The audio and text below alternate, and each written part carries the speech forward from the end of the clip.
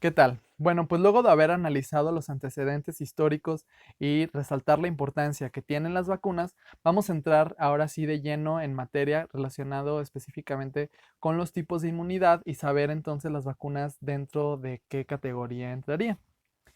Bueno, el término inmunidad proviene del vocablo latino immunitas. Este término se utilizaba desde los romanos para aquellos gobernantes que precisamente tenían esa inmunidad o protección desde el punto de vista legal, que podrían estar en este caso exentos de algunos castigos o de algunas penalizaciones.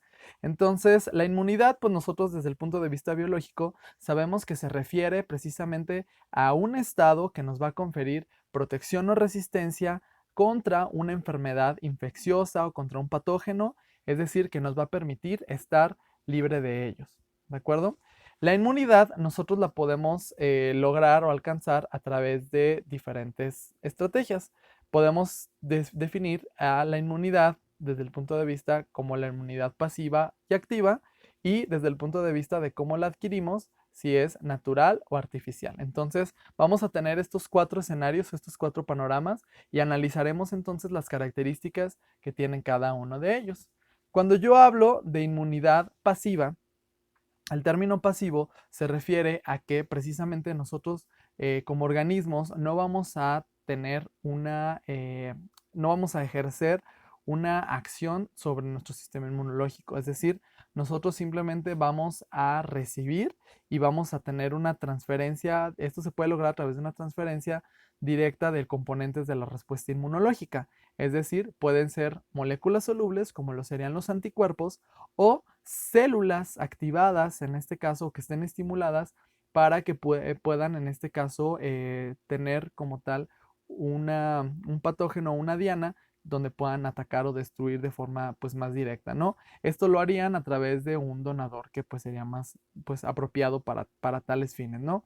En este caso, como características, podemos decir que la inmunización pasiva puede proveer una protección inmediata, es decir, que es muy rápida, no tenemos que esperar nosotros a que en mi respuesta inmunológica pues ocurran todos los procesos desde el reconocimiento del antígeno, la presentación o procesamiento antigénico, la activación de los linfocitos, la generación de células de memoria, etcétera, etcétera, etcétera. Que eso más o menos en promedio recuerden que lleva aproximadamente unas 2 semanas más o menos para generar anticuerpos. Sin embargo, el hecho de que nosotros tengamos esta protección pues mucho más rápido va a tener como inconveniente que solamente va a ser temporal. Por lo tanto, el hospedero no va a generar o crear por sí solo la respuesta, por lo tanto, va a carecer de memoria inmunológica. Entonces, esto pues lo podemos ver desde el punto de vista práctico con dos ejemplos muy claros, ¿no? Cuando nosotros adquirimos la inmunización pasiva de forma natural, el ejemplo más representativo pues es la lactancia, donde nosotros en nuestros primeros estadios de vida recibimos a través de la leche materna y diferentes inmunoglobulinas, principalmente del tipo IgA, que nuestra madre nos provee para hacer frente a los diferentes microorganismos con los cuales nosotros estemos en contacto en el medio ambiente. Estas inmunoglobulinas son capaces, por lo tanto, de atacar o neutralizar diferentes partículas virales o bacterianas, mientras nosotros a lo largo de nuestras primeras etapas de desarrollo vamos creando una respuesta inmunológica pues mucho más desarrollada, más eficiente o va madurando todos estos procesos. Desde el punto de vista clínico, también la inmunización pasiva puede ser de forma artificial. Esto, por ejemplo, cuando nosotros tenemos, el caso más concreto es el caso de la rabia, cuando tenemos una mordedura de un perro con rabia, generalmente se pueden utilizar estas inmunoglobulinas pues prefabricadas o preformadas que nos van a y se aplican directamente en el sitio donde fue la lesión para en este caso tratar de neutralizar lo más posible todas estas partículas virales sin el hecho de que yo tenga que esperar nuevamente un par de semanas para que mi sistema inmunológico cree sus propios anticuerpos. Entonces esto muchas veces puede ser la diferencia entre salvarle la vida a una persona y viceversa, ¿no? Entonces, esto también tiene un inconveniente de que, pues bueno, en cuestión de desarrollo, pues necesitaríamos nosotros generar, pues, tratamientos o anticuerpos, es decir, medicamentos biotecnológicos que en cierto punto pudieran llegar a ser generalmente más costosos que algunos otros tipos de terapias o de alternativas, ¿no? Entonces, eso también, pues, estamos nosotros apenas comenzando a desarrollar varias de estas estrategias. Pero bueno, finalmente, pues es algo que en situaciones de emergencia, en situaciones donde, pues, un paciente inmunosuprimido o alguien que está, pues, en desventaja o susceptible a poder crear sus propias respuestas inmunológicas, entonces es una buena alternativa, ¿sí? Por el contrario, la inmunidad activa se va adquiriendo cuando nosotros realmente ahora sí estimulamos de forma activa a la respuesta inmunológica frente a la exposición del antígeno, sea cual sea, ¿no? Un virus, una bacteria, un parásito, lo que sea. Entonces, aquí lo que estamos haciendo es ahora sí despertar los mecanismos de respuesta celular y humoral, donde mis linfocitos T y B respectivamente van a hacer pues su chamba, van a hacer pues el trabajo para lo que están programados y de esta manera entonces generar o tener células ahora sí efectoras, células diferenciadas que nos permitan entonces tener funciones más específicas y que se adapten obviamente a la naturaleza del patógeno.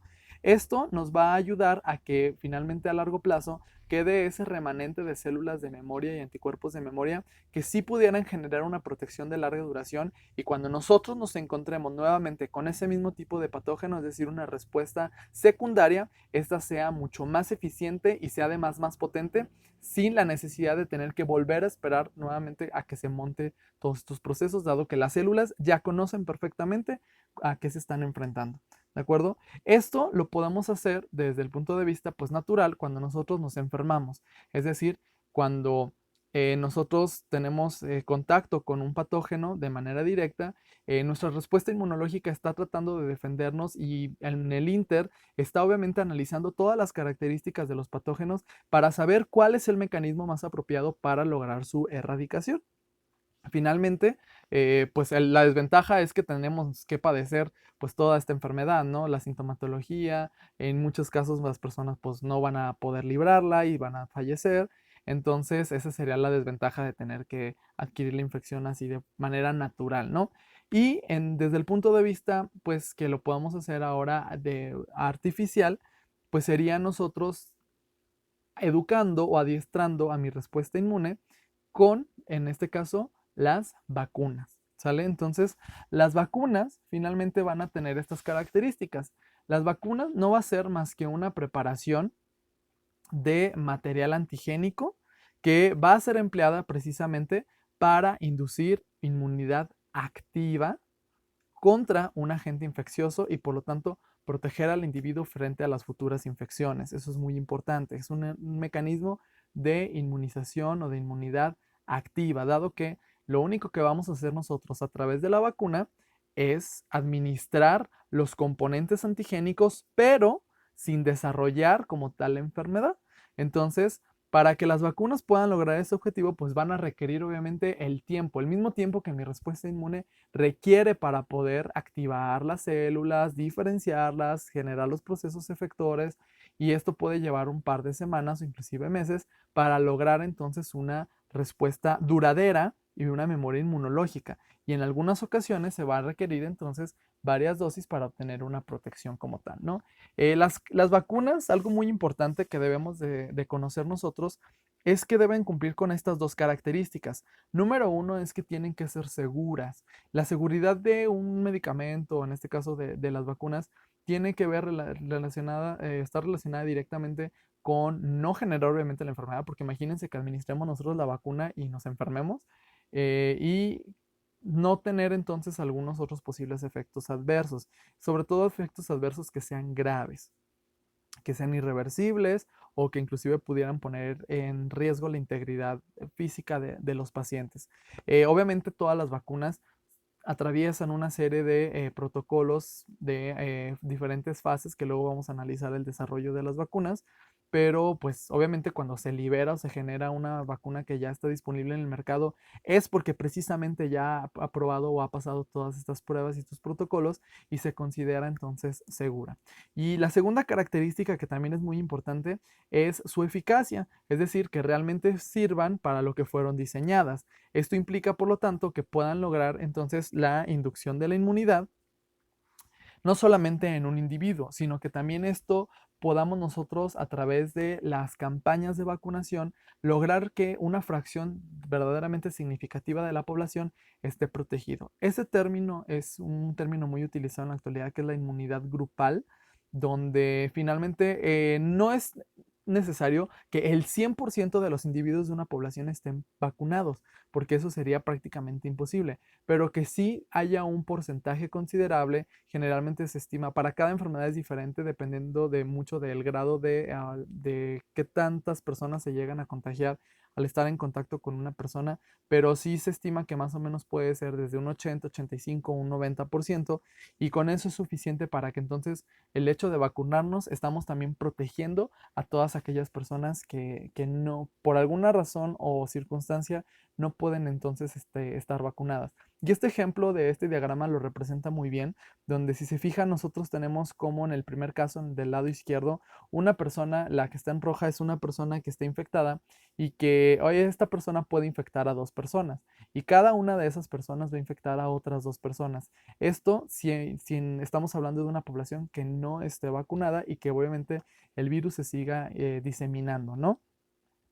Caso contrario, sería muy diferente cuando nosotros, si se fijan, por lo menos la mitad de las personas estuvieran vacunadas, es decir, esa persona que está infectada solamente sería capaz de infectar a la mitad, es decir, a una de ellas, y esa persona, si se fijan, también en lugar de afectar a otras dos, solamente afectaría a una persona. De tal manera que si nosotros comparamos el escenario del lado izquierdo, tendríamos un total de 7 personas infectadas y del lado derecho solamente 3. Y si se fijan, las otras 3 personas que están alrededor de la persona que está infectada ya como en la segunda línea, prácticamente están generando como una barrera. A eso se refiere la inmunidad grupal, donde mientras más personas estemos protegiendo y que estemos generando esta especie de barrera, pues va a ser más difícil que esa persona entre en contacto con otra persona que sea susceptible y por lo tanto lograr la diseminación de la enfermedad. Entonces es muy importante tener conocimiento de este tipo de modelos y de conceptos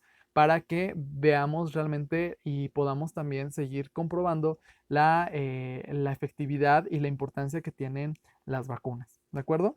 En los siguientes videos vamos a hablar específicamente sobre las diferentes estrategias que tenemos para desarrollar las vacunas, es decir, qué componentes debe tener una vacuna y las estrategias para montarla o qué componentes antigénicos puede poseer una vacuna. ¿De acuerdo? Entonces, nos vemos en los siguientes videos. Adiós.